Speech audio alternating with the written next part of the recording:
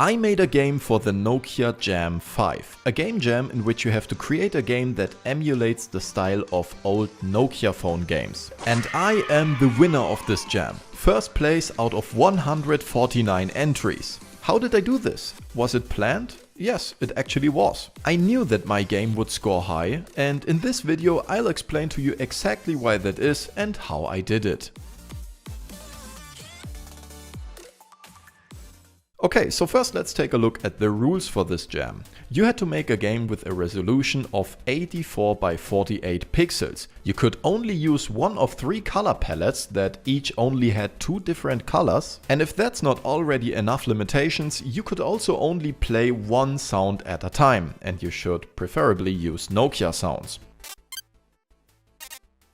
Also, there was a theme, fast and slow.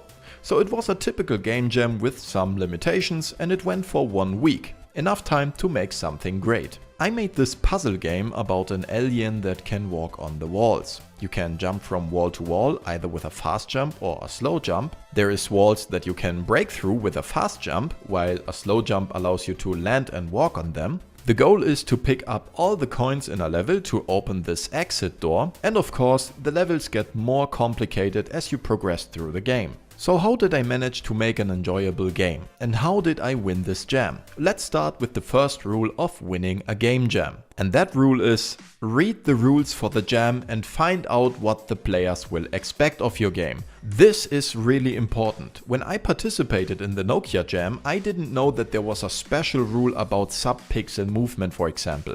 I only found out later that every pixel in my game had to be perfectly aligned with the pixel grid. If I didn't second check the jam rules later on, I wouldn't have won this jam. So read the rules carefully, it's really important. Also, analyze the winners of the previous jams. I participated in the 5th annual Nokia Jam. So there was 4 past jams of which I could analyze the winning games.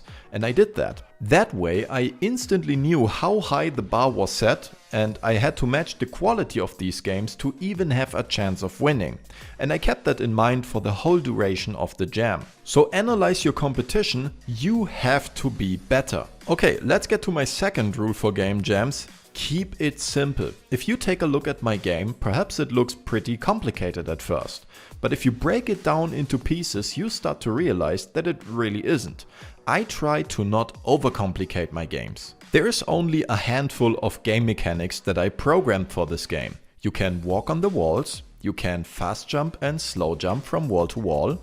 There is coins that you have to collect in order to open a door. There is walls that you can break with a fast jump. There is walls that break when you touch them once.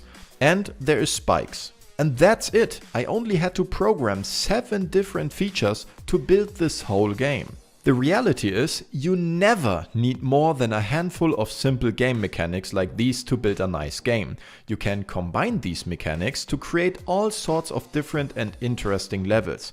So keep it simple, try to spend more time in a level editor than in your code editor, and be creative with the limited mechanics that are at your disposal. And by the way, with graphics it's the same thing really. If you are not quick at making good art, keep the amount of pixels very low and use a limited and simple color palette. Just do what you can, but especially in a game jam, don't waste too much time with the visuals. You only have a limited time to make your game, so use that time wisely. Your game can look fantastic, but nobody cares if the gameplay sucks. And my final rule, and I think this is the most important but also the most painful one, let honest people playtest your game and watch them doing so without interfering. You as a game designer will always think that how you are doing something is the best possible way of doing it.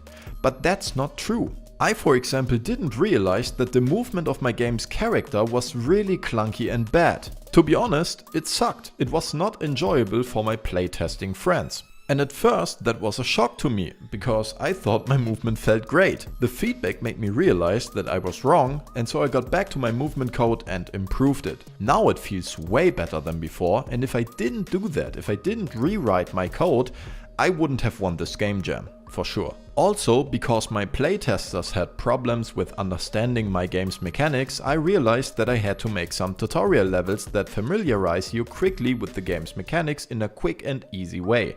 Tutorials are essential for giving your players the best possible experience, and this is very important, especially for a game jam where your game gets rated. So even if the feedback might hurt you, listen to it because it is worth a lot. If I didn't use the feedback my playtesters provided, my game wouldn't even be in the top 50. But because I used it and tried to deliver the best possible gameplay experience, I won first place. And this is my most important advice for anyone participating in a game jam or for anyone making a game in general. Always keep your players in mind.